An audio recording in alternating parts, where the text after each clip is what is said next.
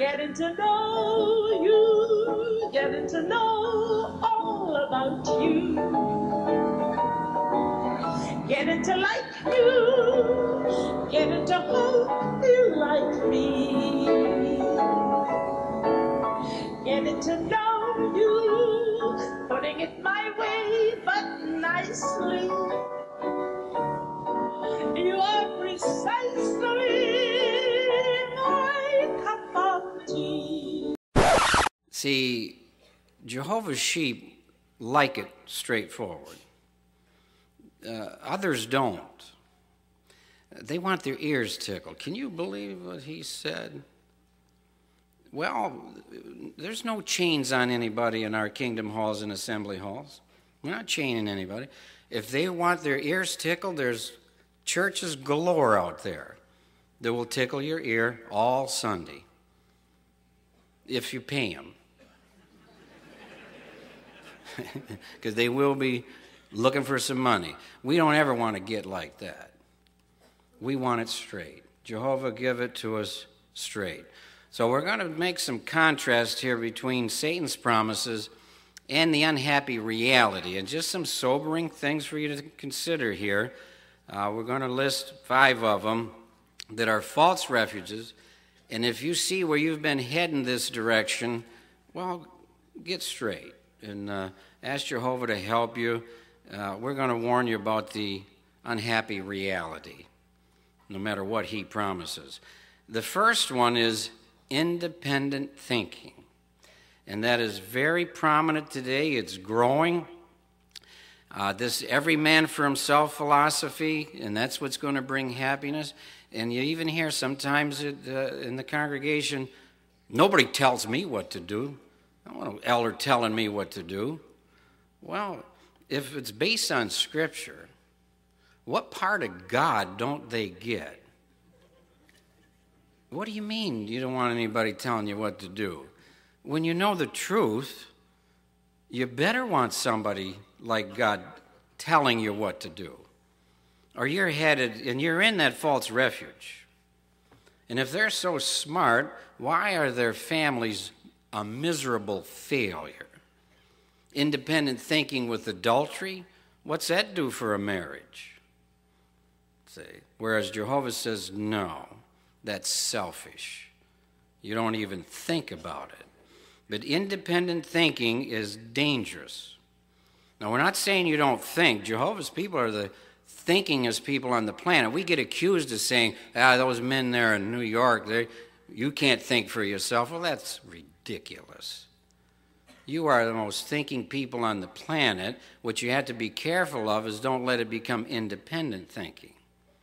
Jehovah wants his people to think. We want our young people to be able to stand up and explain why we don't take a blood transfusion. It's a religious issue. We don't want them saying, well, it's against my religion. That's not thinking. That's a parrot.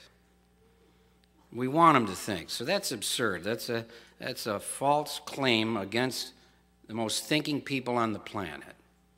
It's just we don't want that independent thinking. We want Jehovah to tell us what's right and what's wrong, because we don't have that authority to direct our own steps. Jehovah's Witnesses who break the rules and refuse to follow organizational guidelines are shunned by their friends and family. Nigel Rapson was excommunicated after confronting elders with doubts about the Watchtower Society. Immediately, my sister, who's a Jehovah's Witness, her husband, and my brother and his wife, immediately, that was it. Communication was cut off. And my father, although he may speak to me, it's a very restricted communication, but more or less I've been cut off from real family dealings completely. The pain goes on and on and on. It's used as an emotional blackmail, this shunning thing. Peter was a witness for 25 years, and 8 years an elder in Exmouth.